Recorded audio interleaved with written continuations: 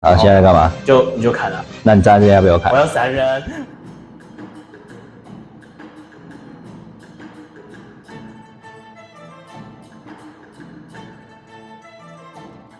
前阵子啊，有几个朋友都在问我说，为什么我们要练试斩的认识？因为通常来讲，兵器练套路，然后对打一下就差不多。为什么我们还要特别多一个试斩？那今天我们特别请老师来讲。简单讲，验证你对动作的掌握度到多少嘛？就相当于我们打完拳术的动作以后，要去打沙包。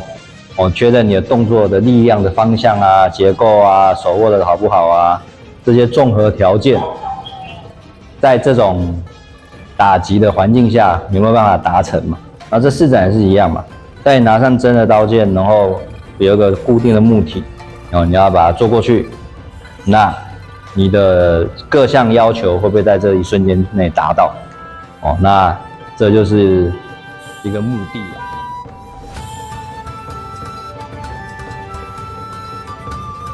好，那试斩的话，砍断它是结果，重点是在过程。你拿到刀剑的前跟后，你心态会不会平稳稳定？然后在用刀的过程中，你对这把刀的刀刃的控制精不精准，以及你的刀收到你的刀鞘内的时候，你的姿势会不会影响到所谓安全性这一类的问题？它有一个蛮复杂的各种变数在里面。那我们先做一下比较基本的几个基本动作。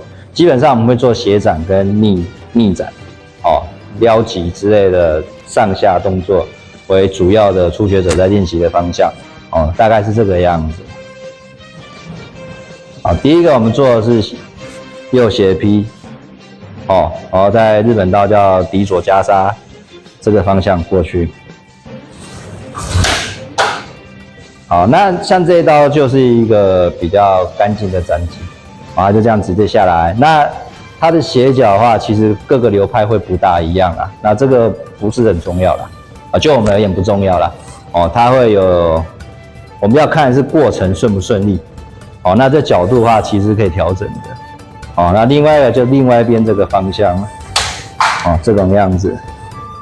那这个就是两个斜劈，然后再来是逆击或是在中式叫撩击，由下往上，像这个动作，这个动作，好，那这两个是最基本的一个试斩的角度，试斩的角度，那它是比较基础的方向跟刃向的控制度，那像在收刀的时候，像日式的刀，它这个都是一些蛮重要的一些诀窍跟技巧啦，然后这也影响到安全性，所以像我们日本刀的同学在进入试斩之前，在这个收发要花不少时间，就是这个原因，因为跟安全性有影响。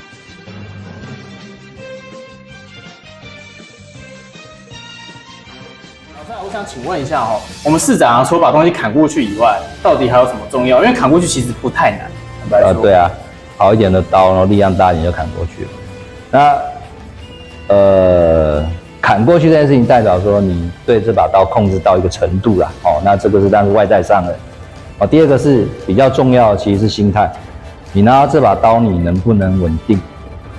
你能不能稳定的控制这把刀？无论是在使用前还是使用后，使用中那大部分应该都没问题，大家精神都很集中。但是你刀剑的使用前后的精神稳定度是不是很完整跟稳定？那这边其实就可以看出一个人的该怎么讲，武术修养到什么程度啦，应该这样讲啦。如果你砍完很毛毛躁躁的这样子，那其实就不大达标啦，只能这样讲。会比较危险吧？外在上当然是危险啦，那就我们的要求是尽量你手持一个利刃的时候是维持一个稳定的心情。今天我们练拳的也是一样嘛。你身上有武艺的时候，你不能随随便便仗着自己有武艺，然后就在路上跟人家随便起冲突嘛。那当然反过来拿刀刃那更危险的东西，你是能不能稳定？这也是很多老师在教真刀真剑的时候一个很重要的一个评判的标准。他对学生的考核，其实这是比较潜藏的，一般人可能比较不会注意到。